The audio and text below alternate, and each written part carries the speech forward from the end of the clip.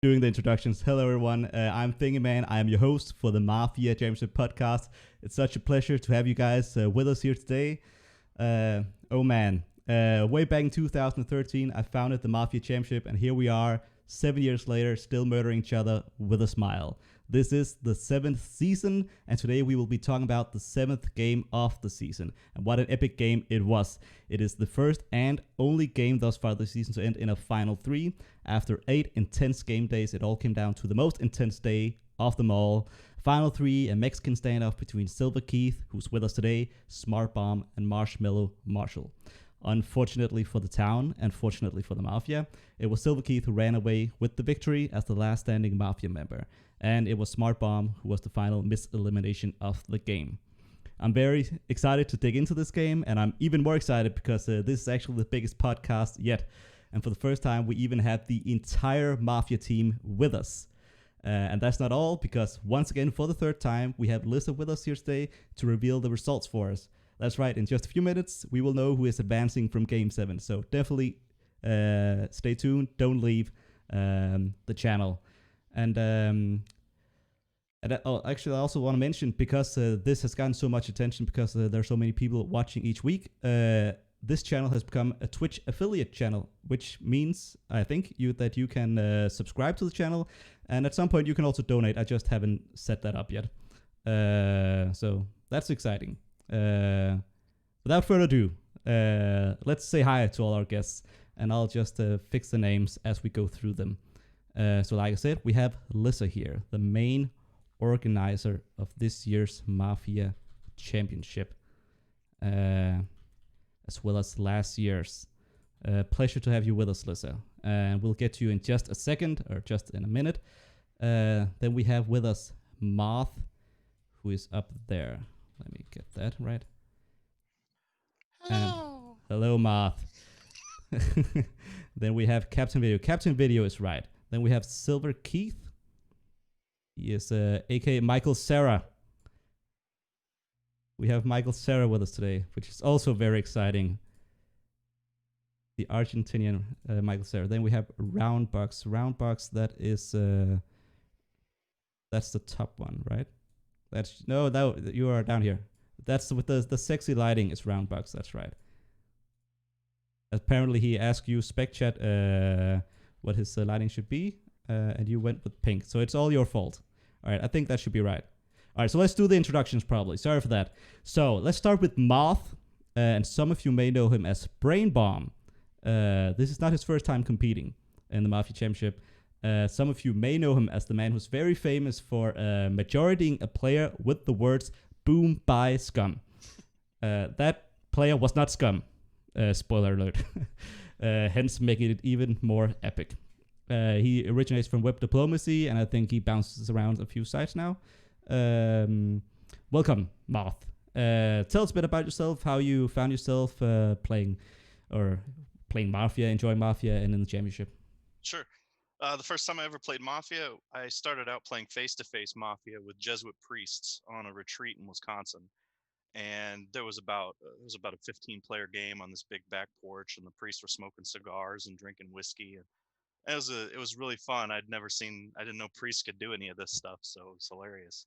But after that, I played on Epic Mafia a little bit, and then in 2015, jumped into my first forum game, and I had no idea what I was doing. I was fake claiming every PR role on the list and just trying to bait kills because I was a vanilla town, and I was like, well, my job's to die, so let's just see if I can find some way to lure everybody into killing me. But my forum play kind of continued, and I represented web diplomacy in season 4 and then in season 5, and took a year off last year and came back in this year as a sub. So, and as a Moth. Yes. Why Moth, by the way? It's a screen name that I used to use a lot on various chats over the years, and I actually used it way before I was Brain Bomb. So I thought, well, why don't I bring Moth into the mix? And it's been fun. And is that the Crips you're repping, or what gang is that? This is I don't want to spread droplets over Zoom chat COVID protection. Oh, gotcha. These boxes are real close. We're real close together. That's true. Yeah, I'm sorry about that. I didn't take that into account. That's my bad, guys. All right. So moving on to the guy we had to have on, right? Because we're doing a video podcast, Captain Video, absolute a must-have. And he brought his outfit with him today, the Captain Video outfit. Our very first Mafia superhero. Very excited to have you here with us. He originates from the Skeptic's Guide to the Universe, who previously sent Morris 2 years in a row, I believe. And so it was very exciting to see a new player from their side. Welcome, Captain Video. A pleasure to have you. Please tell us a bit more about yourself. Thank you. I started playing with a good friend of mine, Billsbub, and he had his own server. I met him through a friend of a friend. We played on his server just with a small group of people for a while, and I'm not really sure how he found the Skeptics. Maybe he was just a fan of the site, but he invited me over there, and we've been playing on that site ever since. For a good 4 or 5 years, I've been on that site. Oh, and he's in the chat, by the way. Is he in there? He's in the chat. Sup, Bill's Pup. Shout out. And as I should say, by the way, feel very free to write questions in the chat. If I see the questions, I will bring them up. Oh no, it all got messed up again. All right. But let's move on to SilverKeith. Let's see. Is his name still right? No, it's not. Where is SilverKeith? He's there. You are not Lissa, SilverKeith. I know you want to be No. Lissa. I wish. Maybe one day. All right. Is this because we have an extra account in the Zoom? What's happening? All right, there we go. The names are right again, so you know who everyone is. Moving on to SilverKeith. Hailing from Mafia Landia, the Spanish land of Mafia. This is his 4th time playing, which is a record he shares with a select few other people.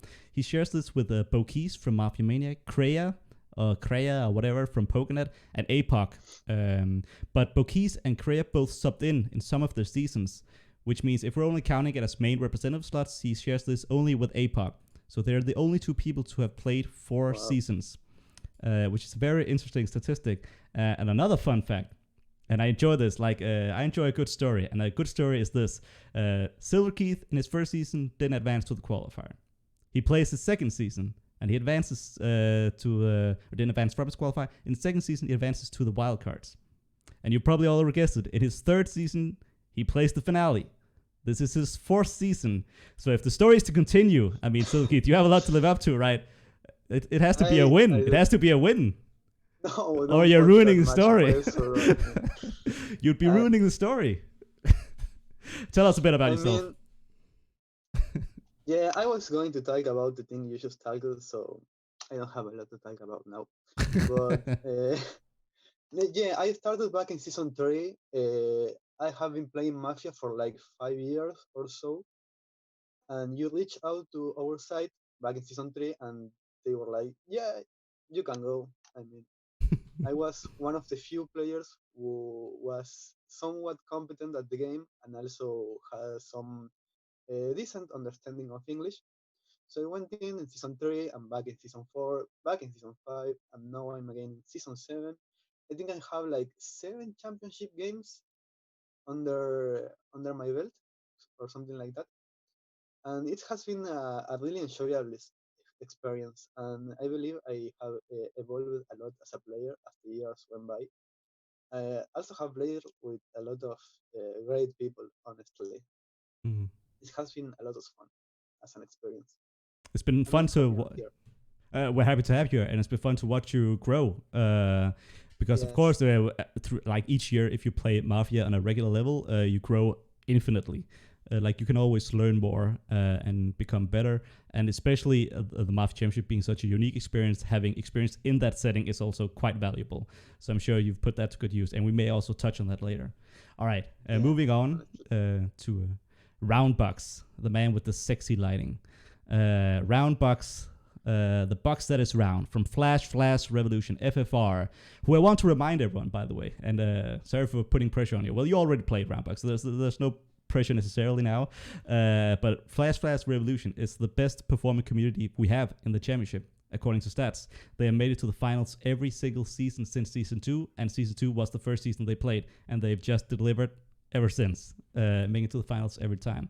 And I know because I've followed the voting and the discussion each year, and I know Roundbox's name was always thrown around for all those years. So I think a lot of people were excited to see him finally step up this year. I'm not quite sure how it worked this year. If it was just this time, if there was a vote or whatever, maybe you can tell us about that. But in any case, please introduce yourself, Roundbox. So, thank you for having me. I am Roundbox. I am from Flash Revolution, and like the picking for the representative is just kind of like what people are feeling up to. I guess this year was just my turn. I'd been brought up in previous seasons, but I didn't want to play. Time commitment is one big thing just because of my job. It's hard to focus for a long period of time with the hours that I work and really have a meaningful contribution to the game. But this year, the stars happened to align, so I was able to take that banner for us. I started playing Mafia seriously in 2007. I played in like 2003 on some home Star Runner fan forum. I'm glad that's buried.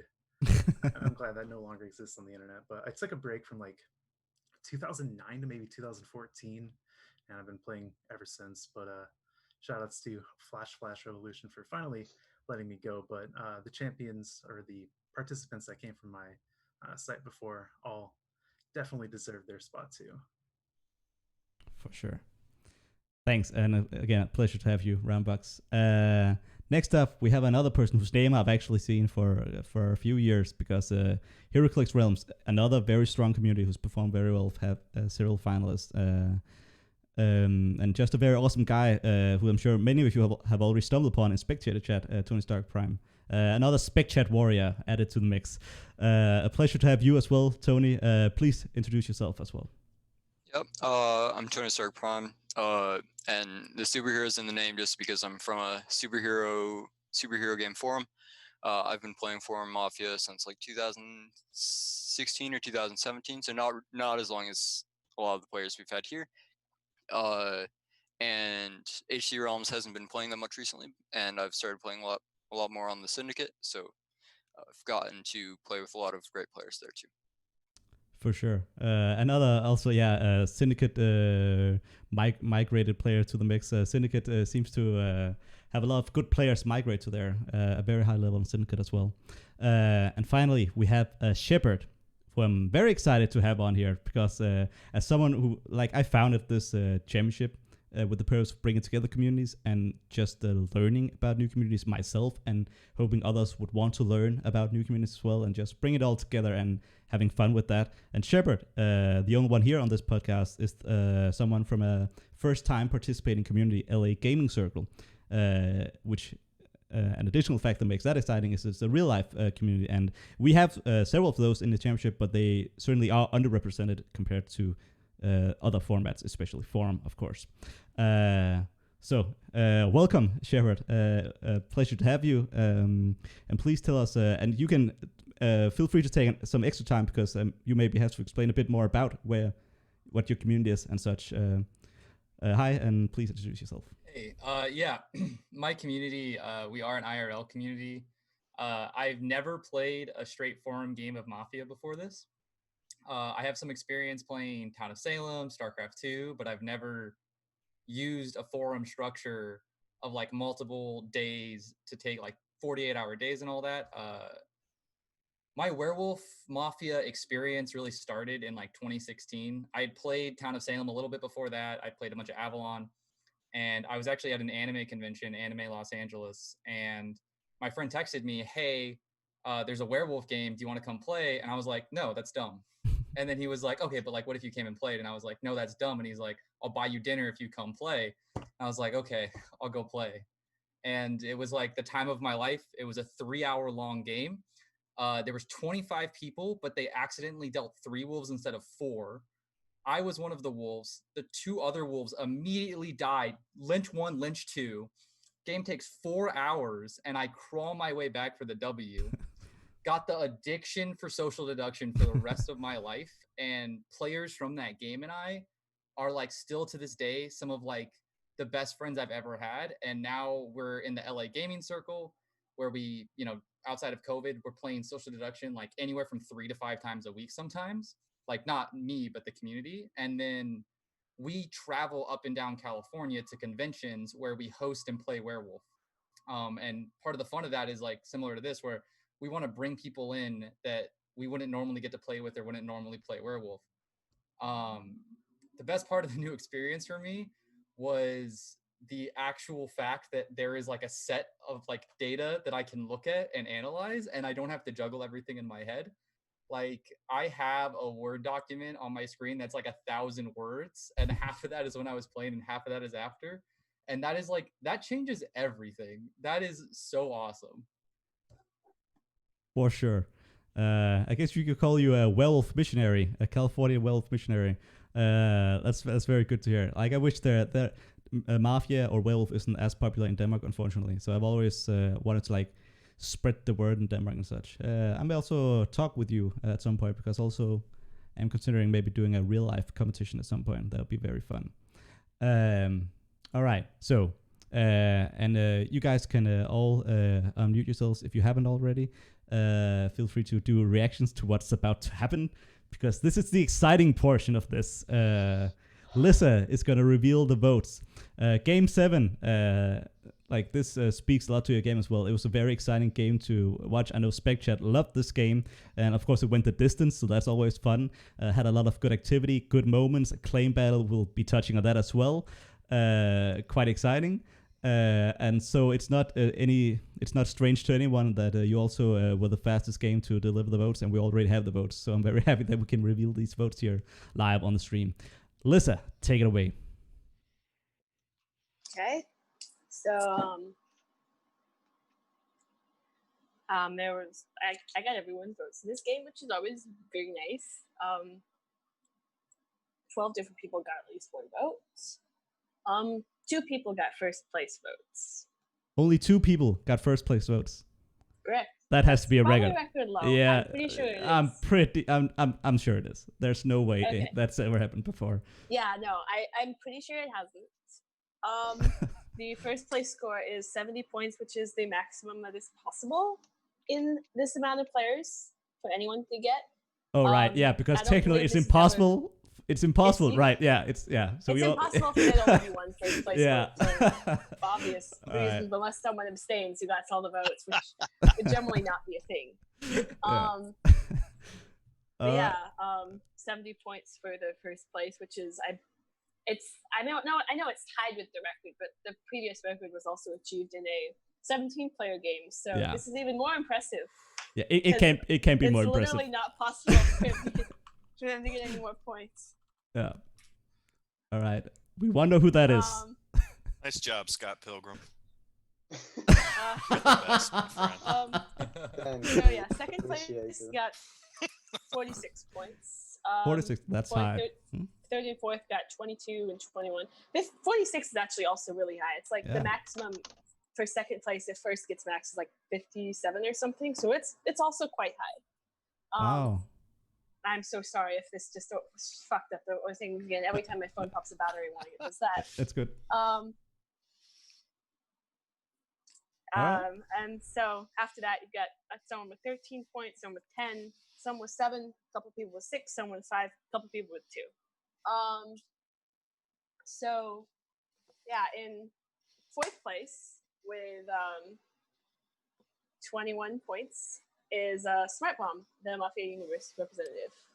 SB, the smartest of all the bombs. Congrats to him. He's Australian, so that's why we unfortunately can't have him here. I imagine he didn't want to get up at 6 a.m. to do this. That's fair enough. In 3rd place is Sheppard from LA Gaming Circle. What? That's congrats, dude. Congrats. Attaboy. First 4 Mafia game. That's very impressive. In 2nd place and advancing to the semifinals with 46 points, which I believe the maximum given someone got a perfect is like 57. Yeah, I think it's 61.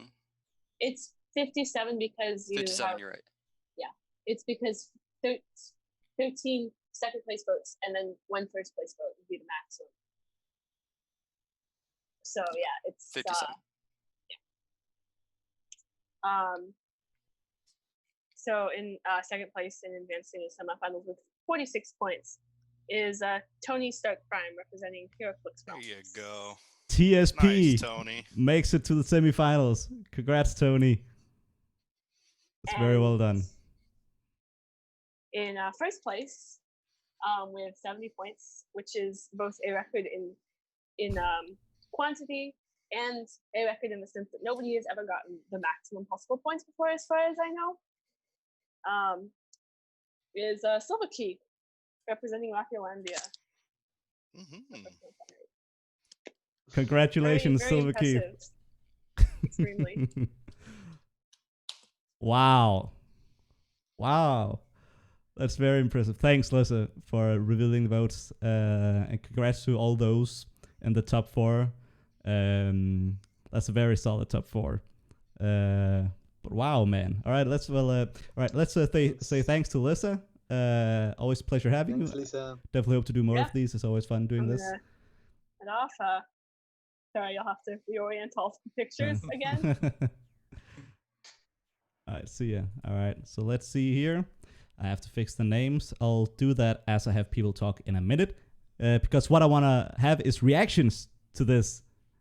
So, like, my question was going to be, is anyone surprised at the results? And I guess no one can be surprised at who got first place, because you all agreed on who should get first place. So I want to ask the man himself, the only man who couldn't vote for SilverKeith. Did you expect this? Are you there, SilverKeith? Can you hear us?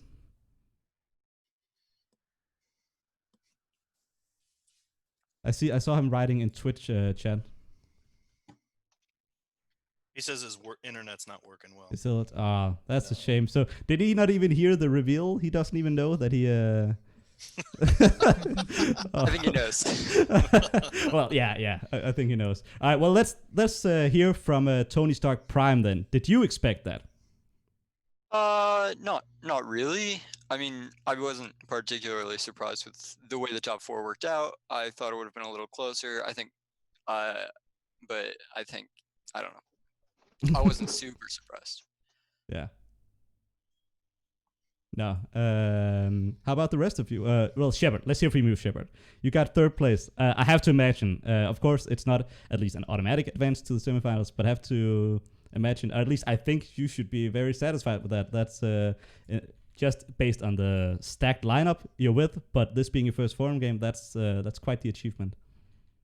Yeah, I'm really stunned.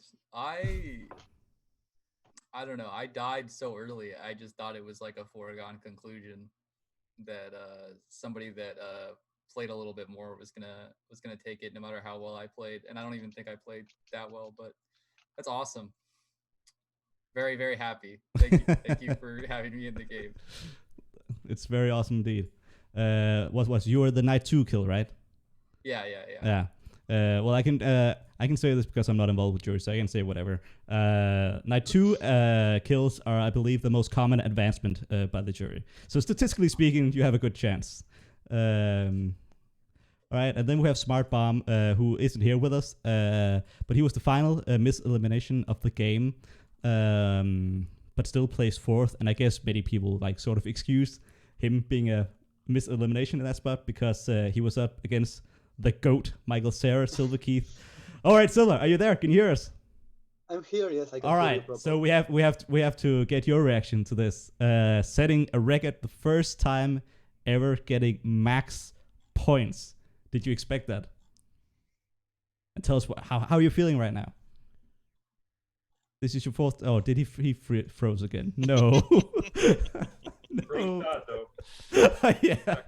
Oh, are you there? I see your video moving now. Are you there, SilverKeith? I'm here. All right. All right. So this is your 4th time playing, and then you come out with a bang, and you get max points.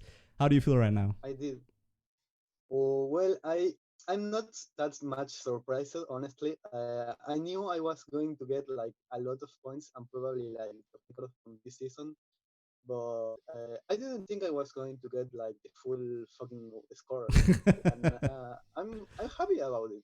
Yeah. Honestly, yeah, like I'm very happy with my performance and my team Mm. performance in general. And it's not like it was an easy game anyway. I think there were like a lot of good players from Tom. I wish I have really Tom in some moments, because playing as a villager here would have been great. Like there is honestly so many good players in this game. For sure. Yeah, and everyone consider me as the best is like honestly an honor. I'm honestly really glad about it. Yeah. No, and like you said, it's a very stacked playlist, so I can understand It why. is very stacked, Yeah. yeah. To those who don't know here, because we've talked about this in previous podcasts, there was a heavy agreement that there were 3 stacked games this season, and Game 6 and Game 11 are 2 of them. One of those is ongoing, and Game 7 was the third among those. Not ranked, but those 3 all agreed they were the stacked games to follow. And this one certainly delivered, and well, Game 6 did as well. So this is very exciting. All right. Well, let's talk about the game. And this we aren't actually that far away from it having ended compared to when we've done some of the other podcasts. So the final 3 might still be fresh in a lot of people's minds. So I think let's start there, because I think a lot of people want to talk about that, want to hear about that. Well, you're the man of the hour, SilverKeith. So we're gonna take it right back to you. Thanks. To begin with. Yes. And I think I'm curious to know: did you feel like you had it in the bag, or were you nervous going into the final 3? Honestly, I was very, very nervous while simultaneously feeling like I had it in the bag. Yeah. It's a weird feeling. Like I knew I had it since there were like 6 of us left, maybe 7. But I was still nervous in that F3. You know, it's Smart One. He's a very good player. I knew there was a chance he could figure me out. But I was banking on him, like, just not doing so. A big part of it was like we were top leading each other for like the whole game. We mind melded at several points.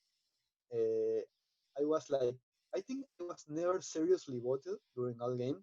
Mm. So my play was for Smartbomb to vote Marshall, even if like MM voted me there. I was banking on Smartbomb voting him and not voting me, because like from a Smartbomb perspective, there was some couple, some MM has some wolf equity. And besides, what's like is a very big deal is that everyone who had died in the game, like the final 6-7 people, were all banking on MM being a wolf. Like we all had MM as our top wolf. So when you're a smart bomb in that position, you can just go, hell, I'm going to vote for SilverKeith now, because it's just like It would be a so hero call. risky.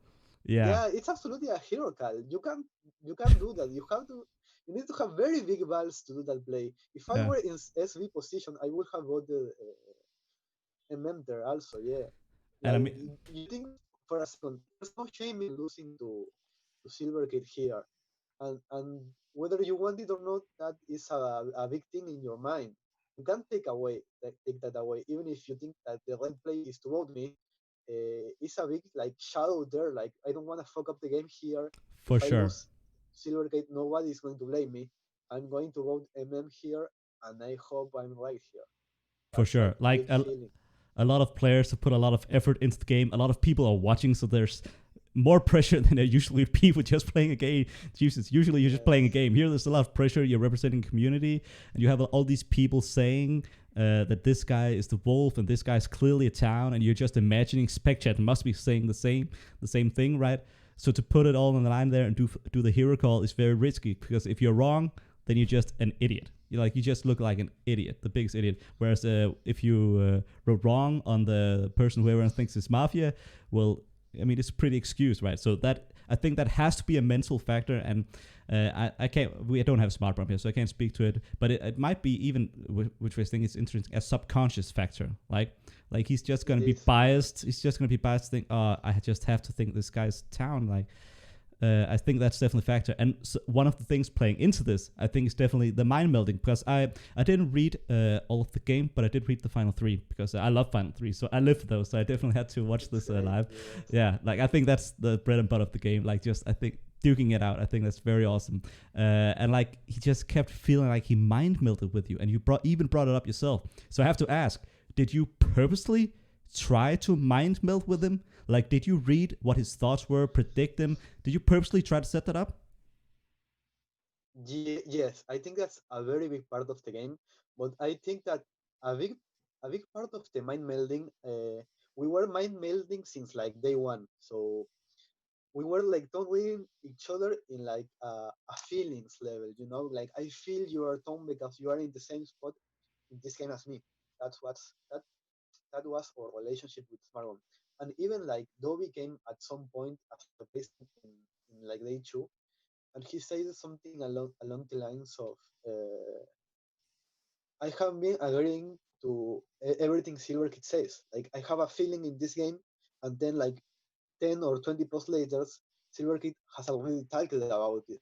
And he has said a lot of things that as a wolf he wouldn't say.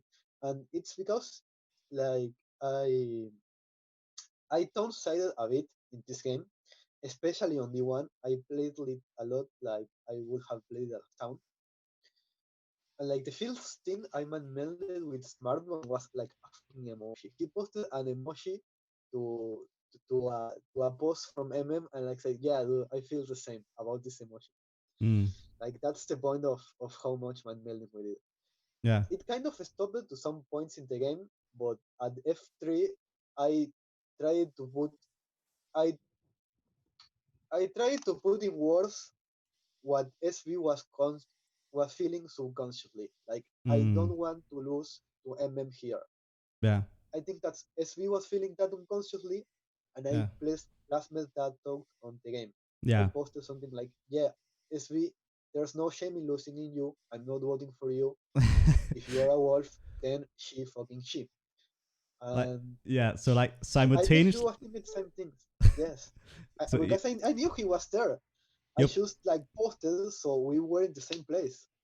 I think that's not fair, SilverKeith, for you to be playing Jedi mind tricks on Smart Bomb like that, because I think you're accomplishing 2 things there, right? And I think you would have accomplished this with many people because of how you played, right, and how you were regarded in the game. But like simultaneously, you can see what he's you can see what he's thinking. He's not writing it, so like you can sense that, and then you post it, and it's like, for him, okay, you're mind melding, and then on top of that, you're mind melding with him about not wanting to lose to Marshmallow.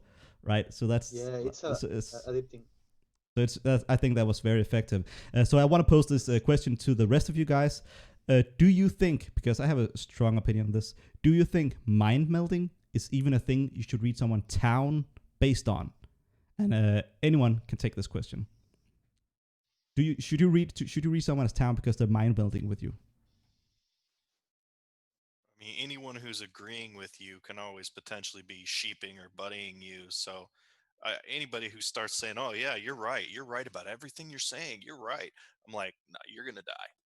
Like, don't follow me around.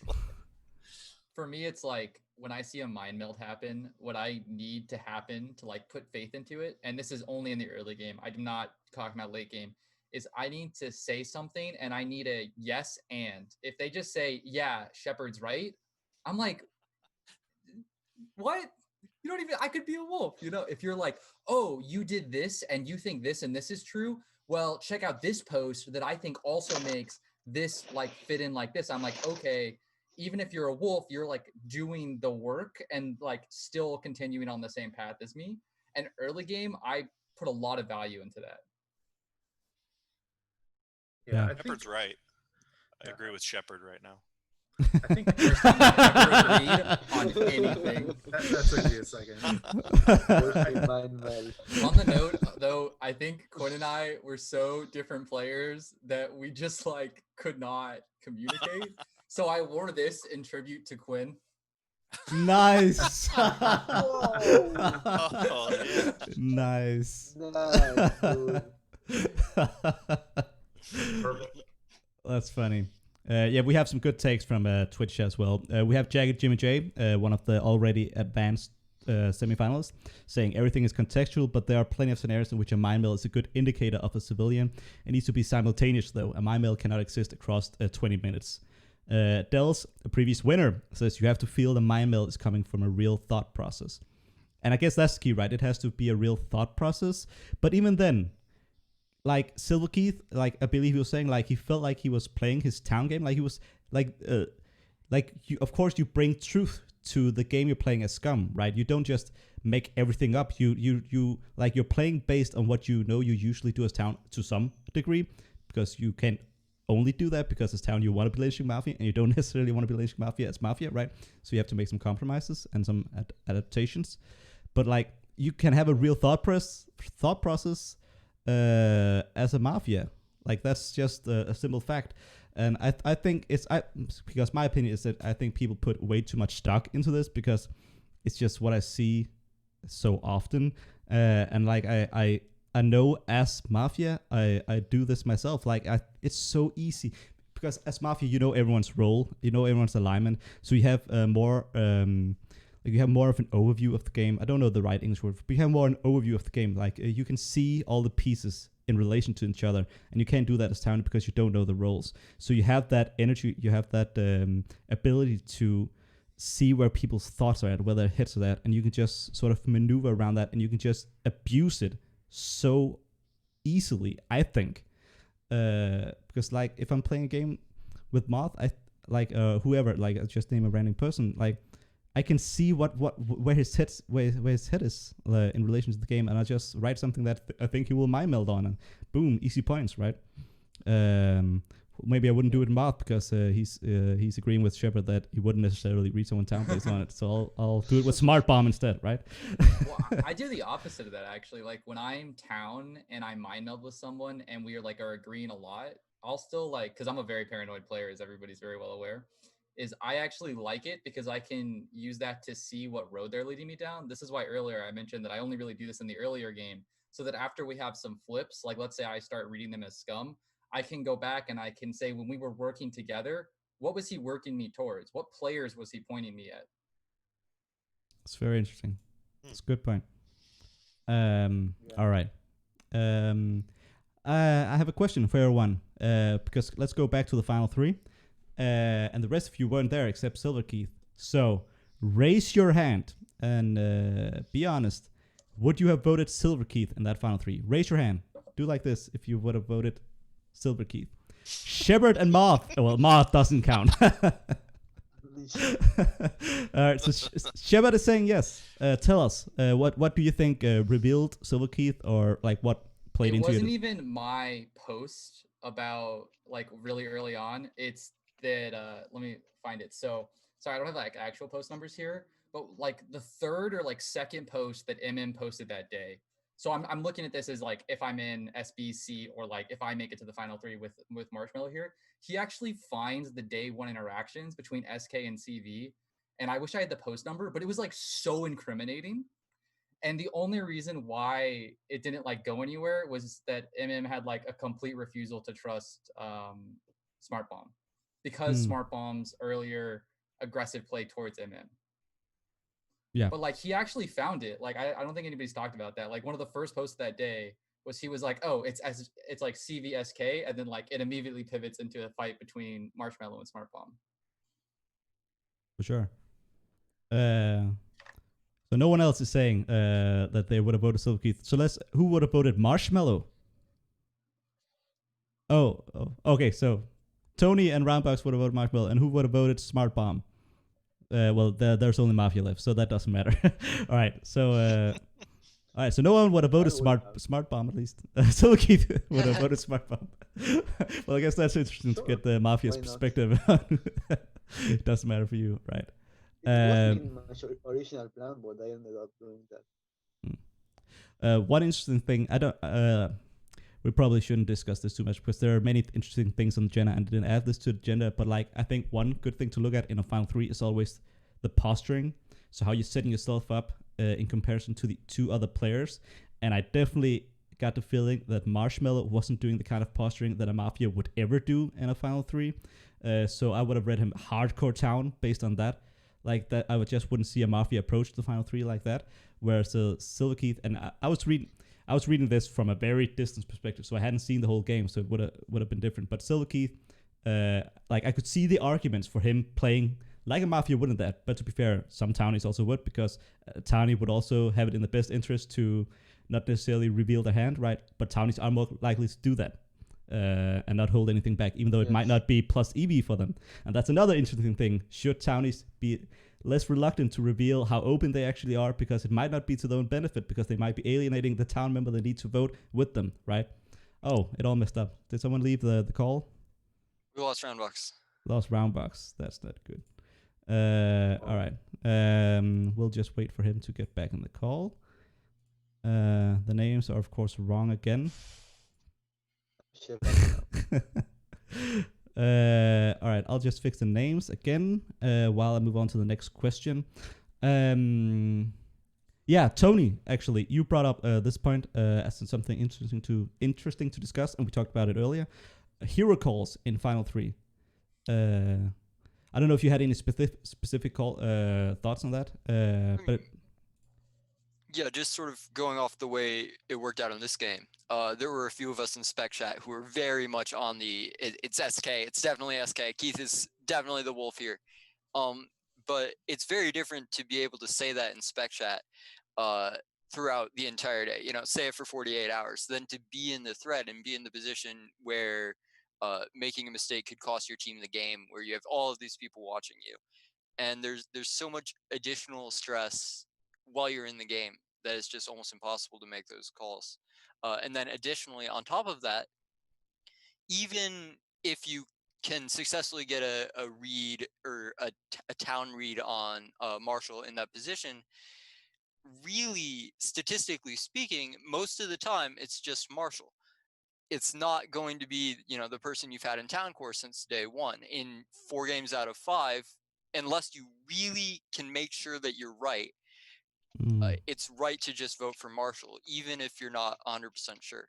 And that's something that's important to keep in mind. And I think this is something that I think we'll talk about when we talk about JOAT claims, about when it's correct to lynch a JOAT. And it's like, you never do it unless you're right. And I think that you sort of get that same feel in F3s. You know, never make the hero call unless you know you're right. Because if you're wrong, you're just going to look like a fool. It's so hard to do. For sure, like it could seem to some people very results oriented to say that it was the right move to lynch SilverKeith here, because most times it wouldn't be right. Like the person who was in the town core so hard would most of the time be town. Like imagine if that happened in game 6, that they were lynching the town core. That wouldn't have gone well. That would have been the only way for them to lose the game. SilverKeith, I'm curious. I've never asked anyone this question, actually, I don't think. And we usually hear people as town in games, or actually even as Mafia, they say, this thing that I'm doing is a thing that I do as town. Now the game is over, and you can feel free to say that you don't want to reply to this, because very interesting, it would be revealing about your own thoughts and your own meta. Did you do something in this game that you think that you should or could have been caught for? Like, if what should have been the thing that people could have caught you as scum for? I think that overall, like, there wasn't a good case for why I was Mafia. Like, if you were to do one, you wouldn't come up with a lot. I said I was downsiding, and I was careful around my interactions with my 2 teammates. At some points in the game, I did have some bad interactions with Captain Video, which is why I was more careful after that with my interactions with Moth. I think Sheppard had like some good thoughts on my interactions with Captain Video. I was certainly when I voted Sheppard at some point, I literally did so because he was voting for Video, and I was trying to remove like the credit from Sheppard by voting him. And Smart Bomb has this read also. which he said that I was throwing softball questions at Captain Video, and I very much was doing so. Like I was looking for an excuse for me to talk my video. So I was like asking him all of these questions. So eventually he will come up with an answer that I will say, look, guys, this is Tone. When we look away from interactions, I think like the main point was that I didn't care about some of the people being eliminated. For example, during day one, I was like, you could tell that I didn't care who was eliminated that day because all of them were down. Both KCD and TL. Yeah, I was like, well, whoever of these people get lynched, I'm okay with it, which I wouldn't have done as a down, not a chance. And I think that at some points in the final three there were also like some difference with my tongue name. I was trying to like get on the good side of both players. When I was talking to Marbon, I was like, yeah, you're Tom, let's eliminate MM. It's just that, he's a wolf. And when I was with MM, I was like, hey, but SB could be a wolf, you know? And I think that's why in the end, MM ended up voting for SB, because I was his only out. SB exactly. was 100% voting for MM. Yeah. I like say, hey, I might consider voting for a smart mom. Yeah, you put yourself. Yeah, yes. you put yourself in a spot where they both just had to hope you were down, and that's the best spot to be in as a mafia, where people just feel like, well, they just have to trust you, or they feel like they're screwed. That means you have all the power in your hands. Yeah, I reached a helping hand to MM, which he ended up taking, but as a downy, like I wouldn't have done that. At several points, I think I was speaking to MM like he was down. Yeah. After well, don't want you to reveal too much, because you definitely still have one more game to play. So if you're Mafia, I have some mix-ups in my sleeve yet. Well, you can and then you'll just adapt next time. All right. So Schrodinger in the chat asks you, Sheppard, what was the worst part of this new experience for you, and what was the best part? This for those who don't know, moving from IRL to forum. Well, this is, and I don't mean this in any disrespectful sense to the way the games are run. This wasn't something that negatively impacted me. I just think from like the game design perspective, I really disliked two like major things about forum meta. And the first is that the play that Final 3 under this rule system encourages basically lets you piggyback as a wolf onto the first wrong vote, right?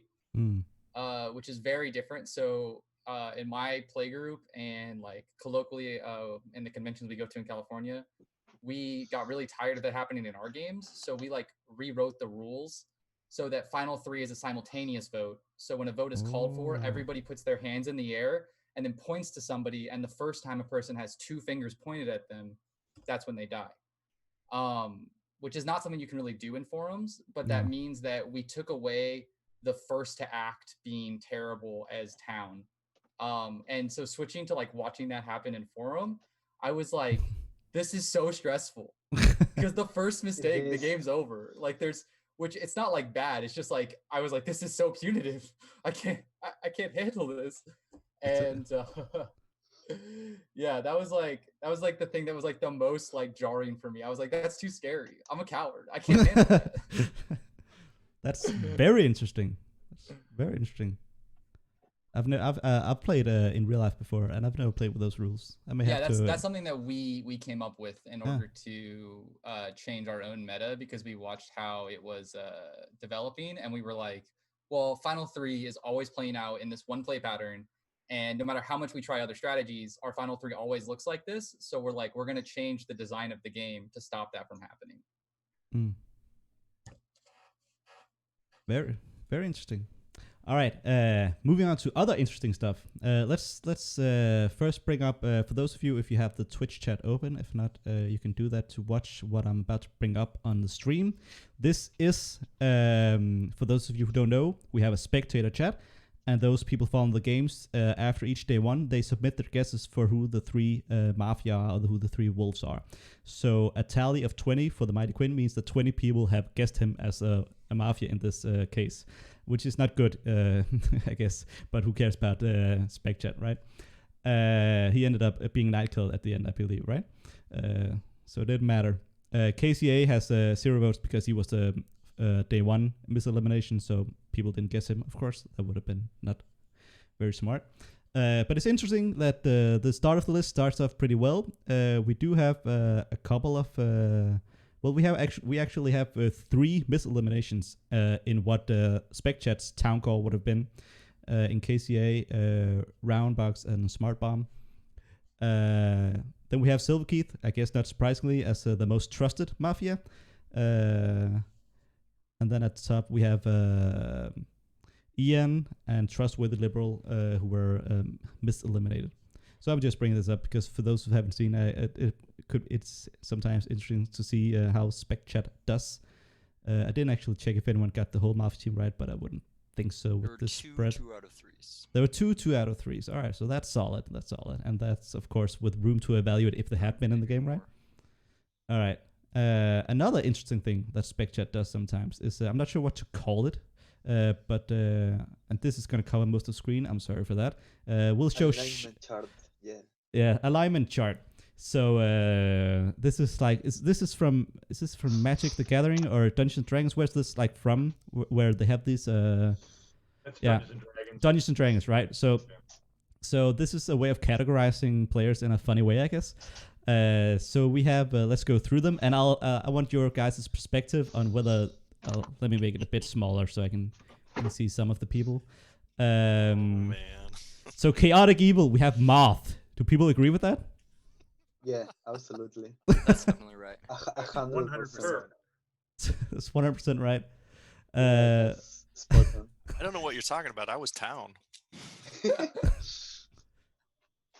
Thingy doesn't know the difference between Magic and Gathering, Dungeons and Dragons. I do. I just didn't know which. Like, yeah, I guess I don't know why I thought it was maybe Magic the Gathering.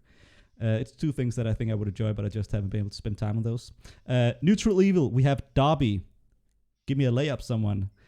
Did Darby seem neutral evil to you guys? He was very neutral. I don't know if neutral evil, but neutral I think is very correct for Dobby. I think Maybe Zone. Zone might have been neutral. Zone. Yeah, I think it's interesting Agree with because Moth. his Davi's reads were like pretty off for the first 2 days, but the last things that happened before Davi died was like all pretty much correct and like very on the point, but it was just so far off from the rest of the town that everybody was like, "What?" It's very funny. Like, Yeah. I don't know if that I would consider that neutral evil. What I'm particularly interested by is Ian being lawful evil, like putting an evil thing on him. I'm not sure I agree with that, but I guess someone has to get it. I do like Ian was a flag bearer. I think you're putting too much emphasis on the amount of character that these alignments truly show. Oh, okay. All right. So, are you on this, Tony? Lawful good. You're lawful good. Oh, so you won it, I guess, in a sense, depending how you look at it. You got the good guy one, the Iron Man, the lawful good one. Chaotic good, I think, is an interesting one for Smart Bomb. I guess I could agree to that. Chaotic neutral for Marshmallow, that makes sense. And true neutral, I guess it makes sense, right? That the true neutral would win the game. I think there's some poetry to that. Yeah. All right. It's just very interesting to see these. All right. Let's move back to the game and specifics of the game. And what this game had, other than a Final 3, that also differentiated itself to the other games is the whole JOAT stuff that happened.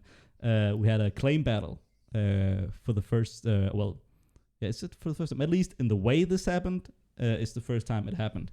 And certainly the first time that a Mafia, without pressure, went ahead and outed himself as JOAT or tried to claim JOAT. So what happened was the Captain Video went ahead and just said, "I'm the JOAT, guys." And let's hear more about that, because Captain Video wasn't pressured at that point in time. So why did you do that, Captain Video? But at the time, I didn't feel like I was doing very well. And I'm actually surprised to hear that you don't have more false claims like that. I'm kind of used to them. So I couldn't wait to lie. You know, that's my thing is to lie. I didn't feel I was doing that good. I didn't think I looked like town. So I figured sacrifice and make these other two look good and see who I can take out in the process. And it worked. So SK lied and nobody noticed it. I just sent over Discord some of like the notes that I was taking when all the battle was happening, and it was like SK said that JOATs couldn't solve the JOATs, but he got the actions that they had done wrong in the wrong order, and just nobody noticed it. Ooh. And like the JOATs, like in theory, had like a 50-50 shot of solving the JOATs, but SK just said that it was impossible, and then everybody was like, "Yeah, it's impossible."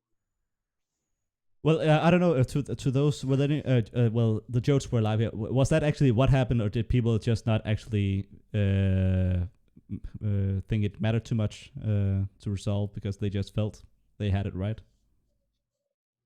It seemed like there were two camps. It seemed like there were people who said there was no way Captain Video could be lying because he said he had a motion detect on roundbox, and then roundbox seemed kind of deflated, and there's the whole belief that, you know, if you're the second person who claims, you're the liar usually. So you know, even Smart Bomb was saying, yeah, we probably need to just lynch roundbox. And so I was like, okay, well, let's pile that shit on and see if we can get rid of this guy. But really the town and me wanted to say, yeah, best play is to let this resolve since there's 3 claims and not do anything with that. And I have to give kudos there to you, Moth, because that is a trap that so many Mafia fall into, that they do what they would do as town without being able to get credit for it. Because I promise you, Moth, you would have not gotten credit for doing that. Nope. It would have just been you doing a pro town move without getting credit for it. So there's absolutely no reason to do that. Just go for the pro Mafia move. Who cares, right? Yeah, absolutely. So I'm very big fan of that, and I'm very big fan of the move Captain Video. Let's cliff it a bit more, or summarize it a bit more for those who don't know what happened. And I was just briefed on this earlier myself, but so as I understand it, this is it at the start of day 3 you claim, Captain Video? Sorry? It's the start of day 3 you claim, right? Yeah, I think. Yeah. So there's been two miss eliminations. Captain Video isn't looking too hot in the game, so he's like his name might be up in chopping block soon, but it's not a given by any means. So Captain Video and the Mafia team, as I understand it, at least that's what I consider to be a good move, right? Is that at least you have SilverKeith well positioned. You have Moth also subbed in, doing really well. So what's the one thing that can mess you guys up? It's the JOATs that you haven't caught yet, right? So why not do a big balls play and get those claims out there? So that's what Captain Video does. He makes a claim as the first person, not under pressure. So why wouldn't you believe him, right? Especially with the meta, at least, that's been in the series. Because I agree, I don't know why there haven't been more claims. And I don't, especially with Mafia about to go down, like, why the hell aren't you claiming or at least setting it up? Like, if you know you're 50-50 to be lynched, well, prepare ahead. Come on, plan ahead, right? So Captain Video, like, took it into his own hands. He made a claim, said that he had a result that could incriminate someone, and with how the claims or came out, with there being 3 claims in total, so you know there's a Mafia amongst them, and Roundbox is forced to claim, so he looks bad, and that means that people already biased to read him as Wolfie, to be fair, right? So I think we have to look at that in hindsight, right? People are biased to look at him as Wolfie. So when you look at his post and he seems to, he's flailing or whatever, I don't know what people thought, but that there's bias to think that. And unfortunately, what happened was he got hammered because Moth was just starting to rile people up. And then Ian comes into the chat, into the thread, and he lands the hammering vote on Roundbox and says, well, if this is wrong, I'm probably going next. And like, he wasn't completely wrong. Well, he was wrong on Roundbox. So bad about that. When Ian came in and did that, I was like, whoa, if I was Town right now, I'd be so pissed. What is he doing? You know? Like, well, the worst part is that roundbox was actually just out such a good play, which is that CV never doubted TSP's claim after the claim. And like, it was so, I could see, and Roundbox, correct me if I'm wrong, I could see the matrix forming in your mind, but you're like super panicked. And then like, before you can pursue that, it's just... I have to read the post. Sorry, I'm just gonna grab it here, because what happens is Roundbox has the second to last post of the day, and he says, I am really upset people are considering hammering me before I can do my work that I promised. Like, come on, have some decency. Boom, Ian hammers. Like, that's almost a boom bye scum moment, right? That's pretty epic. And I guess it's probably that we have Brain Bomb. Yeah. It's probably that we have the Brain Bomb sort of leading this on as well. You live for we gotta have you more in these games, Moth. You apparently set up these situations. Very entertaining. Like, that's so brutal. Roundbox, I guess I gotta hear emotions. Yeah. How was your reaction to getting mis-eliminated like that? So, like, the whole situation, I was away from the thread when both JOAT claims happened. So when I came back and I saw it all happened, I had to reread and make sure that there were indeed 2 JOAT claims before I went out and did something. And I, of course, revealed that I was the JOAT, because what else was I supposed to do in that situation? There was a fake motion detect on me. And the worst part about that is the motion detect was actually correct. I'm the JOAT. From my point of view, I knew for a fact that that had to be correct. So my first thoughts were that TSP was the scum between the two, just because I was like, damn, that's a huge brain play if Captain Video's Mafia here, just because, like, that's a correct result.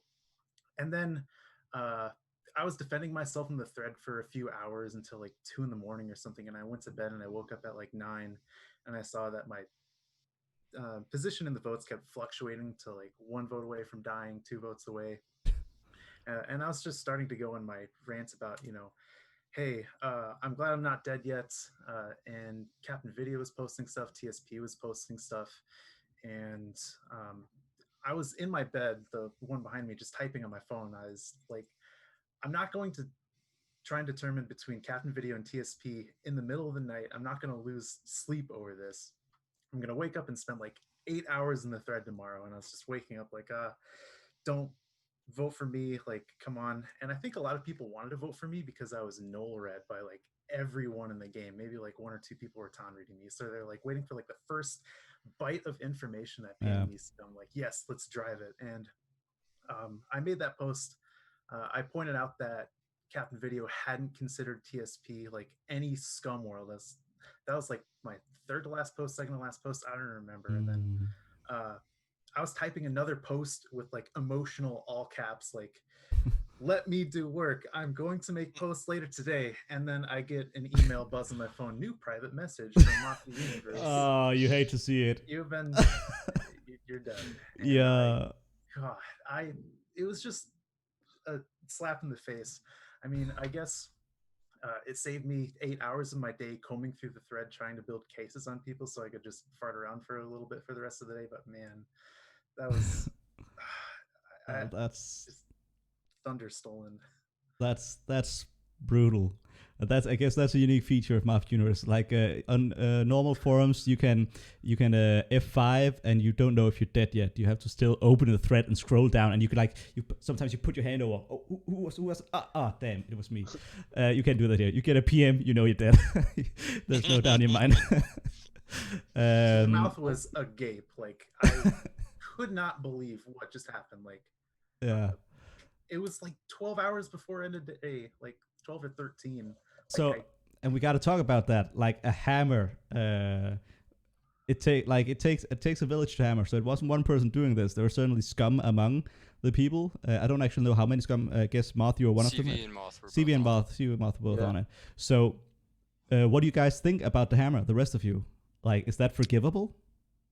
Can you do that, or is that okay? Because when you do hammer a townie, isn't that? I'm not necessarily saying this. I'm just playing devil's advocate. But isn't that like disrespectful? It sucks. Come on, that person had more to say, and like there's a potential that they actually are on your side. So isn't that like taking a dump on the saying that in this case your town, we don't care. We'll just kill you anyway right now. I don't get why people would do that. Or is it important for the momentum of the game to do that sometimes? Or like, is it just in its game and its entertainment, let's just get the result? I mean, or from our perspective, I don't think we win without that elimination. I think that has to happen. I think that paves the way for everything else that comes after. But our goal was, once we kill the clears, we're in the clear. So, we knew what had to be done essentially. Yeah, that's who was the night kill that got saved that night after the lynch? Because you guys didn't even go after TSP, right? Okay. Roro slash Dobby. Because Roro and Axis both half solved for the game before the CV claim, which is like, it's like so frustrating. When I was rereading the thread, I didn't even notice it the first time, but Roro calls SKCV and Axis calls Moth CV. And then it's like right after those two, it's like the roundbox attack happens and SK comes out with and it's just like, you're like, oh, I was screaming when I was rereading that. So actually, what made you choose Roro that night? Yeah, so that's I want to talk about that because I guess that's interesting for the Mafia as well. So TSP, you can ask that, but I also want to know why the Mafia chose Roro as well. Why didn't you go for TSP, the sure power roll kill? But TSP, you can start. I think that doctor choice was just based on the first two kills, and going from, my mentality behind it was the first 2 days, the player who was the night kill was the player who was the least likely to get lynched the next day. And looking at that, night 3, I mean, obviously there are only like 2 possible options, but who's the player in the game who's the most or the least like tunnelable or the least able to have some amount of tinfoil? And I just didn't think that there was any way in the entire game that Dobby wasn't eventually going to be a night kill. And you were right. So Captain Video or Moth or SilverKeith, any of you can take this. Why not kill TSP there? Like, you just lynched or eliminated, a JOAT. Why not just finish it off and go from there? There were like several reasons to do it, and even then we were like discussing about this because me and Captain Video wanted to not kill TSP. Mod wanted to kill TSP, so we ended up doing not killing TSP 2-1. But like my main thing of the situation was like Captain Video was going to be lynched most of the times. We knew that already, but I wanted the following 48 hours to be a discussion where people discussed, hey, we should lynch Captain Video or we should lynch TSP, like a battle between the two. Because we could position ourselves better from that battle. What I didn't want it to happen was we just killing TSP, and then there's 48 extra hours of people looking for Captain Video partners, because I felt like we could have been found there. I was scared of that. Like, a primary reason of why we killed Sheppard was because he was on to me and Captain Video. The interactions that led to a link between Captain Video and me were there. You just have to like look for them, and I didn't want that. I was honestly afraid of that. So like by not killing TSP, we get 48 hours of people discussing between the two, and we couldn't even push for Captain Video. Like we knew Captain Video was done. There was a small chance of him surviving that day, but like it was very small. So if we could push Captain Video, we could realistically. So I get it. I think that's very interesting, because I think 9 out of 10 people or even more would just go for the kill there, right? Just finish it off, because like power roll needs to be dead. Can't lynch the person, needs to be dead. But the fact of the matter is, because I assume, let me actually start by asking this: did you know, or TSP, did you reveal what the night actions you had used up until that point? So did everyone know you had a protect that night? I don't think I had revealed my first night action, but the way that I talked about Roundbox's claim made it clear, I think, that I had a protect left, which All right. might have been a mistake. All right, so yeah, because that information actually changes a lot, I think, for the Mafia.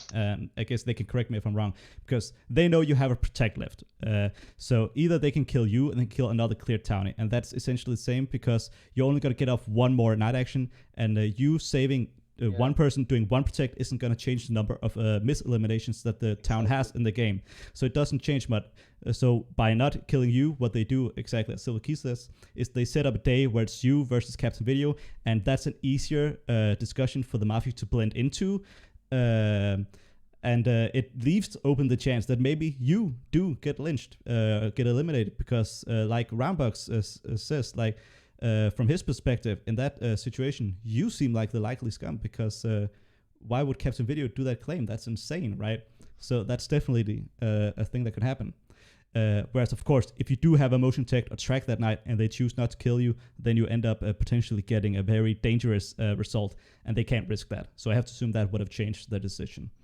Well, yeah. I mean, they just have CV take the kill anyways, because I already know that CV is Mafia. So that is true. Having a track wouldn't be completely useless at that point. That is true. That is a good point as well. I was under the impression that that you didn't have a protect left. I thought we had discussed that, SK. Do you remember that? Yeah, we discussed it, but the final take on it was like, even if he had a protection, it didn't mean a lot. First, because like it doesn't give down an extra miss lynch, and second, it allows us to night kill TSP and then have to night kill Dobby. So it's like more time, and people don't get to ask, hey, why is SilverKeith alive? Because the answer instantly is, hey, because we had to kill Tony, because we had to kill Dobby. Yeah. So the more time we get to people not asking that question, the better for us is, I think. Yeah. It's very interesting. So I have a question for the townies here. If you decide to not lynch a JOAT that day, or eliminate a JOAT that day, does that change the game, do you think, realistically? On day 3 or day 4? Day 3. So you don't eliminate Roundbox. Do you see the town winning from there? The counter wagon was no kill, right? I don't know. It's hard to say where that day would have gone. Like, when I was making my case, or when I was thinking about making my case, I had no idea where like I would end up at the end of it, deciding between TSP and Captain Video were scum. So I honestly had no idea where it would have been. And knowing my position in the thread, I knew what I said probably wouldn't have much leverage, but I don't know. It's hard to say. I can see that it was... you obviously wouldn't have, because there hadn't been a protect at this point, so you wouldn't have voted no elimination. So it would have been, from this vote count, it would have been either Ian or Moth if you decide to dodge the JOATs.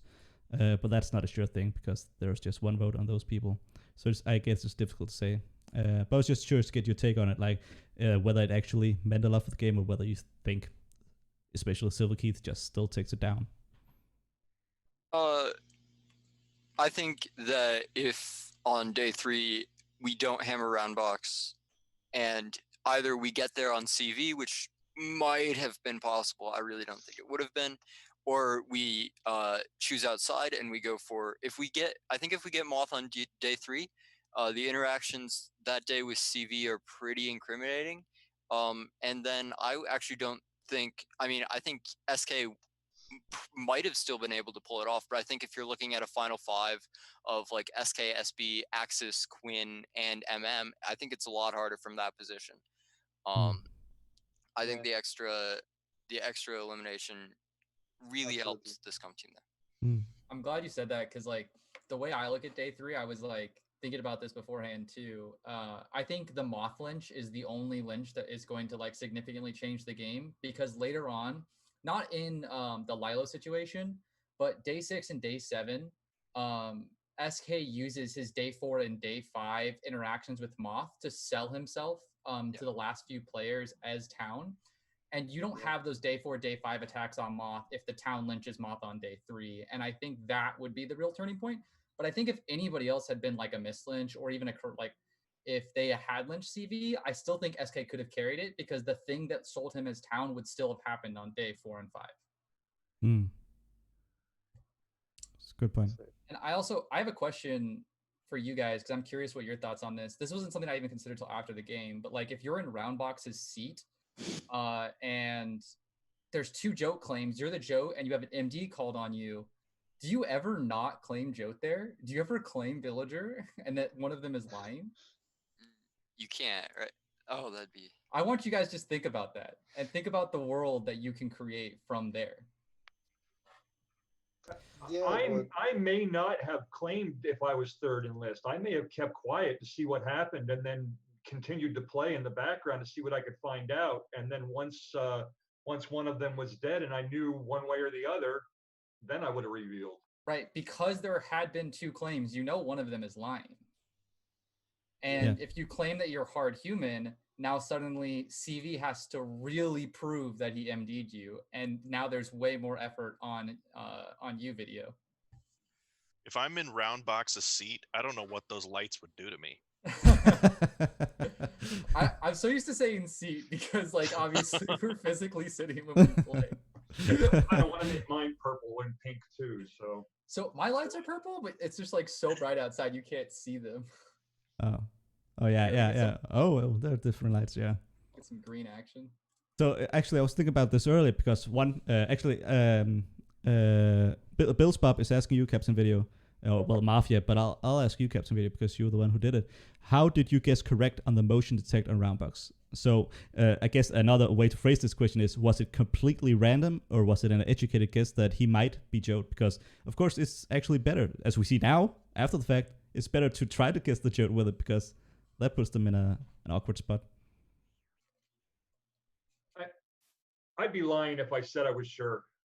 I felt it a little bit, maybe. And I was pushing for that. SK, you were back and forth. Roundbox, I don't remember where you were at on that. You mean Moth? Moth, you mean Moth? Well, like, so day 2, Roundbox was voting me almost the entire day, and I did the kill night 1. So I kept thinking, I'm like, did he see me move? Did he see something? And so I was immediately like, I think this guy's PR. I think he's a joke. Like, I think he maybe saw me, or I don't know, maybe he doc saved me and he's just testing people or something. So I was already on the round might be PR wagon pretty early on. But I would never have guessed that plan would have worked. I just thought we were a shot in the dark at that point. I mean, my vote on you is just because you just replaced into the game, and I thought it'd be funny. Like, that's exactly what I came from. I had no intentions with that. But I mean, it's a hell of a hit in many ways because 1, you hit the JOAT, but you hit 2, a capable player. So it's good to get a capable player out of the game, right? Which is what ended up happening, and it's a perfect capable player to go after because he's not super town red. So it leads to the situation where people are actually willing to eliminate him. So it's just a perfect set of circumstances, and that you had this narrow window to still make a critical claim because it was still a critical claim in your situation, but maybe it wouldn't have been a day later, right, or later in that day. So it's just it's a perfect set of circumstances from the Mafia point of view, right? And just very much not so for Roundbox's point of view. I think that's also the part where SilverKeith started setting himself apart as having kind of a very almost godlike tier view of the game. He just, I don't know, it was like a synergy that was going. He says, CV, I think you should claim after all, because we were going to abort the idea. As the day started, he said, I think you should claim after all. Fuck it, let's do this. And then it was decided that Round was going to be the target and that it was going to be a motion detect and one thing after another. And then it all came together. And I was like, man, this is like he's seeing like a soothsayer the pathway here. And it's interesting because Twitch chat can correct me if I'm wrong, and I may be wrong, but is this the first... Actually, I could imagine DS maybe did this because he was JOAT. But has there been any fake action claims from JOATs this season? I don't think there's been many. And I think it's there have which ones, TSP? I think I just know of DS's. Yeah. So I guess no one's surprised with DS's, and because it's DS, for those of you who know, he's he's a very entertaining player, but he's also a player that you would expect to FPS, which is what we call fancy play syndrome, play fancily, so to say. So you would expect that from him. So there's less credit maybe given to it. So it's interesting that the first non-DS fake claim we get this season is from a Mafia of all alignments. So there's only 2 alignments, right? What is it called? Fancy play syndrome? Fancy play syndrome. So it's from the poker world. So it's a poker term. And we apply it sometimes to Mafia or Werewolf. Yeah, so... I can't believe my disease has a name. Yeah. So, that's a good one. So my question is, because I was thinking about this earlier, why aren't there more fake action claims? Because, like, if you're, I guess, TSP, right, who's claiming there, why not fake a positive of someone and just try to get the reaction? Because sometimes in certain situations, not all situations, you can get a reaction for free. So why not get that reaction for free, and then later you just go backtrack and say, well, I was just lying. I was just trying to see your reaction. Why not get that? Yeah. On the Melee Hell Mafia forums, I know some guys that played on there and then came to our IRL session, and they said in that community, I'm asking, is this like a general thing in forum, that people all the time used to say this phrase that liars get lynched? Yes. Where it was like, if you lie about anything, we're going to kill you. Is that like a very common thing in the forum world? I've heard that a lot in our games, and I've never agreed with it, but yeah. Yeah, I don't agree with it either. I love lying when I'm a good guy. I'm like, I'm never telling you the truth. What? It is a thing, and I think it's a bad thing also as well. Some communities value it more than others, and some communities should value it more than others, because in some communities it depends on the meta, right? But I think in a high caliber setting, and I would characterize this as such, there should be room to be more adaptive than that, and be room to see the merit of some plays. Because I think my opinion is most of the time it's an excuse that people give themselves to just have an easy excuse or explanation to vote someone. Is my very harsh opinion on that personally. This might come from the type of games that we play, which tend to be a little more role madness. But it's my opinion that a VT's job is to die, and he gives us information when he dies. Yep. So I'm happy to have a VT die. It puts me one step closer to scum. A VT? If I, Vanilla Townie. Vanilla Townie. Oh. Yeah.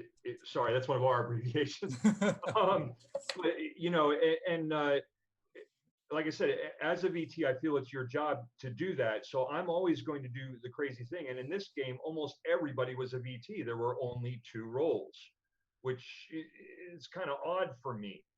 So I thought, as scum, I'm going to do the odd thing, and people may not expect that. And that came out all right, because SB, he was on my side for a long time through that game. You know, he thought, oh no, he's too stupid to be scum. That kept coming up, and SK told me to keep pushing that, and I did.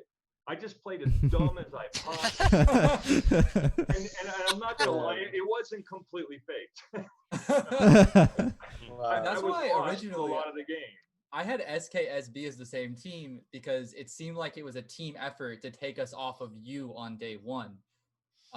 That's why I had SB as a potential scum read. If SK was scum, I was like, they're definitely Wolf if the other is, because of their coordinated effort with regards to you. Also, I have being smart is knowing the limits of what you know and how smart you are. So I don't know the exact quote, but I think it applies here as well. So I definitely wouldn't characterize you as not that. And I think you played a very good game, Captain Video, with a genius play here. Of course, in coordination with your team. And like we've talked about this previous this season. Sometimes let's call it supporting scum players don't get as much credit as the ones who bring home the bacon, right? And I think this is definitely one of those situations where it merits where this merits consideration in terms of wildcards or semifinals, or just for saying that you played a very good game, Captain Video. Yeah. I want to touch on 2 things before we end this, because we're already over time actually, and if you guys have to leave, that's fair enough. I'll try not to go too much over time, but we're only halfway through the agenda, so we're not going to make the whole agenda. There's so much stuff to talk about, but I want to touch on 2 more things. I want to touch, we have Sheppard here, so I want to know, I want you guys to tell Sheppard to his face, why did you kill him? Fear. we had like 10 different reasons to knight Sheppard. There's a They are list. all listed in the scam chat list. Like he could be a shot. He wasn't getting saved. He's doing work. He was doing ISOs. He was team foiling me. He had a post in which he associated what's Captain Bid and me. Uh, he he wasn't getting linked. He wasn't foiling. I think there's like one or two more, but there were like a lot of reasons, and it was a combination of all of this, which ended up being like, we definitely have to kill Sheppard tonight. And like I just have to say, like, and I can say this comfortably, this at minimum ranks as a top 3 performance from someone who's very new to 4 Mafia, like someone who's adapting to 4 Mafia, and it may even be the top performance. Thank you. So It was very good, yes. very well done, Sheppard. Thank you, guys. I want to touch on one final thing because I think this was a very interesting topic. I don't know who brought this up. I usually, for those who don't know, I ask the players coming on the podcast if they have any topics they'd like to talk about, and someone brought this up, and it's fatigue/endurance in longer games, and I think this is definitely a factor. So I wanted to ask you guys: do you suffer from this? Did you suffer from this in this game? How do you deal with it? Was this game longer than it used to, and does it affect gameplay? Because we've talked before about being stagnant with your reads and just relying too much on the town core and a PoE and just following that. And I'm considering whether there's a connection here, right? As the game goes on, you get more tired, you get more fatigued, and like even you don't necessarily see it in the activity or the posting level. Like there's still a lot of activity, but it's just a lot of confirming the PoE or just doing work, but not really doing work because you're biased to just stick with what you already believe because it's just easier. And people just like the brain goes for what is easy. Like that's just what the brain does. And it draws the connections it's already drawn because that's just how the brain works. And each time you like remember something, what you're actually remembering is the last time you remember it. That's a fun fact for those who don't know. That's how memory works. So the brain is very interesting in this way. So I'm curious whether you think this is what happens in these games, and I'm curious to know whether you like if you can recognize this in yourself that you get fatigued, and whether it impacts your gameplay. We don't. Oh, Go ahead, for please. it. All right. We don't have any of the townies here who made it all the way. Mm. And I think it'd be really interesting to hear what Marshall or SB has to say about it. But I would say that fatigue really is, in a lot of ways, sort of the defining characteristic of a lot of the things in this game. So you look at day 2, the trustworthy liberal elimination, and you think, why is this happening? It's because the town needs to get this done. They don't want to think about anything else. We just have to get this. And then you look at day 3, and after 2 miseliminations on townies in a row, town is hungry for a win. They see a JOAT claim. They see another JOAT claim. Whoa, we have an action. Get it. And that leads to an early hammer. And I think really where you see fatigue, even though me and Dobby and Smartbomb all talked about it a lot in the game, how we were feeling tired and it was hard for us to reevaluate. You see it in like Ian on the day that he was miseliminated, only had 3 posts. And even in Final 3, it was hard for Marshall, I think, to some degree, for him to fight what looks like his inevitable elimination on that day. And I think you just have to keep fighting, but I don't know, it's just really hard in a lot of positions. And I'm interested in what SK has to say about that from a scum perspective. Yeah, I think that definitely when you are tired and you are starting to eliminate people, and you just don't know where the wolves are, you start taking like those shortcuts. There are a lot of shortcuts in Mafia. Some of these are effective, some of these aren't. But when you start by going through the shortcuts and you are desperate for a wolf flip, you might like forget the basics. Like maybe the correct place for that day, the day 3 was just to lynch the most scummy person there. And as for me as a wolf, there was definitely wolf fatigue involved. And like the final day, I was planning to do like a lot of a lot of work to like put myself in a place where people say, "Oh, SK is doing work; he must be done."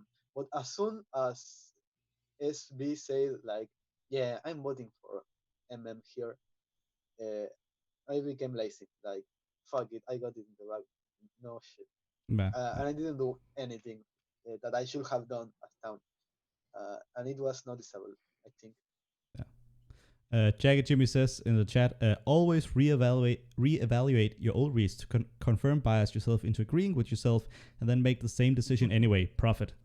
And Sheppard writes, TL was the right limb and I stand by it. And there were a lot of people suspecting trustworthy liberal. So I actually want to touch on one other thing because we don't have him here. And I was really hoping to have Ian on here. Because I think Ian's great, and I love having his community participate because he's from a role-playing community, and I love having different types of communities participate. And I think he also actually adapted very well. And I'm not sure. I hope you guys appreciate how well he actually adapted, because you can't see it, because you don't see how they usually play, but he adapted quite well to how you guys play, or to how many of us play. Right? He was definitely out of his element. And did quite well, I think. We play a lot of role-playing games ourselves. Yeah, oh, you do? Started with that, yeah. So, I mean, we have played games similar to this, so I had some experience at it. Okay. But most of our games are night and day compared to this. Very interesting. All right. Yeah. Well, I guess I'm not surprised seeing you already sort of having a character. Yeah. I was disappointed that we got our characters after we died. Yeah. If I had been handed those two roles up front, I would have role-played them both the entire game. I mean, sounds like we should set up a role-playing championship game, for previous championship players that are into role-playing. Because what usually happens, and it's understandable and it's a shame, but people, the majority don't like role-playing. So then when they have people in the game role-play, they're kind of annoyed by it because they feel they can't read and they're not kind of into that. They just want to play. So usually it's the minority that has to adapt to the majority. So it would be interesting to have a game where everyone's into the role-playing. So that's a very good idea that you just gave me, and I'm definitely going to plan that. If anyone here wants into that game, just tell me after this podcast. I love role-playing games. All right, awesome. Fringles, the cowboy from one of the previous games, is definitely going to be invited as well. This is a guy who did roleplay and stuck to it. Yeah. So touching just finally on Ian, because this was because I was sort of interested to see how he would adapt. So I did actually follow him playing, and I was very surprised to see him get mis-eliminated, because even just his hammer on roundbox. I mean, if that isn't an example of too wolfy to be a wolf, which Sheppard is something I guess it explains itself, right? Is something that no way a wolf would do that, because come on, that's so suspicious, that's so fishy. Like that in itself, and his posting about being comfortable not being a threat superstar and how he was approaching the game, his confusion and analysis of the Trentonite kill I thought was super towny. His analysis of Smart Bomb as a playmaker in the TL elimination and asking what are our orders for day 3, that just sounds so much like a townie to me. Huge town vibes. I have no idea how that happened. Of course, he didn't post that much on his final day. I don't know if we actually got an explanation of that. I don't know if he knew he was going down. Yeah, I mean, I said it earlier, but Ian's what we call in our games a flag bearer, which is actually a term from Magic the Gathering, where flag bearer is like a creature that if you're going to target something, you have to target it first. Where it's like if you're going to randomly lynch somebody, like if you're not sure who to lynch, you're going to lynch that person. So because page 63, 0 hard reads, or 0, like no read list, page 63, which, differences in playstyles and stuff. But I was like, I saw that when I was reading the thread like alive, and I was like, oh, he's dead. Yeah. I was like, he's going to die. Yeah. So I guess Town had a very uncompromising process of elimination, where it was like in a line, you knew it was going to be TL, you knew it was going to be CV, and then after that it was me and Ian. And I didn't really see a whole lot of other names getting thrown in there. So it was sort of scripted that you knew what the next like 5 or 6 lynches were going to be.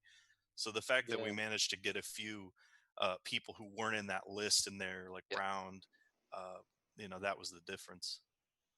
I felt Ian was way too similar to how Trustworthy Liberal got eliminated. If I were to somehow survive through the hammer that he did on me, I feel like that's like the easiest flag bearer, as Sheppard was saying, of like everyone remaining in the thread. I felt like town settling on that was kind of like in day 2 when we were just like, we'll just get this out of the way so we don't have to think about it. Like when you have a low poster like that, and I still think he was town, but when you have that as another town, it just kind of like festers in your head. Like, is that really it? Like, are we just overlooking this? And it just gets really hard. And Scum loves that, obviously. Yeah, they thrive in that. Yeah. Yeah, I think the general idea is sort of you can't bring Ian into Final 3, and there's not a lot you can do about that. And also the PoE had been working out fairly well. The 2 days prior to the Ian Lynch were both Scum Lynches, and you look at that and you're like, well, we have one name left. It might as well just be that. And there was a fair chunk of spec chat, even though, I mean, like, what would it take for Ian to be a wolf? Like, there's so many clear town mindset posts.